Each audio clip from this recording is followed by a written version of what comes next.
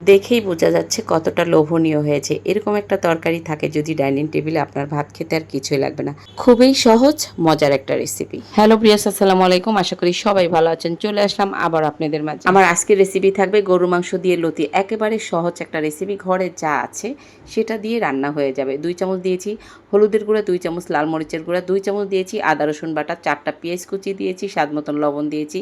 এখানে গোটা মশলা দিয়েছি, দারচিনি, এলাচ, লবঙ্গ, গোলমরিচ আছে পরিমাণ মতো।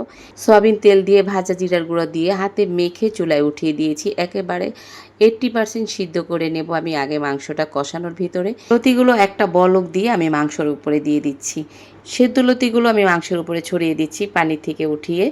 লতিগুলো কিন্তু একেবারে সিদ্ধ করা যাবে না, জাস্ট একটা বলক দিয়ে নিয়েছি। এবার কিছু রসুন দিয়ে দিচ্ছি গোটা গোটা, 4-5টা দিয়ে দিচ্ছি শুকনো মরিচ। ঢাকনা দিয়ে ঢেকে রাখবো 3 থেকে 4 মিনিট। উপরে ধনিয়া পাতা দিয়ে নামিয়ে ফেলবো। যদি ভিডিওটা ভালো লাগলে বাসায় এভাবে ট্রাই করতে পারো। গরুর মাংস দিয়ে লতি, এত স্বাদ, একবার খেলে বারবার খেতে মনে চাইবে এই তরকারি দিয়ে ভাত।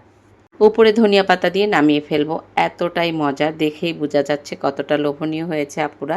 যদি ভিডিওটা ভালো লাগে আমার ইউটিউব চ্যানেলটি সাবস্ক্রাইব করে দিবেন। আল্লাহ হাফেজ।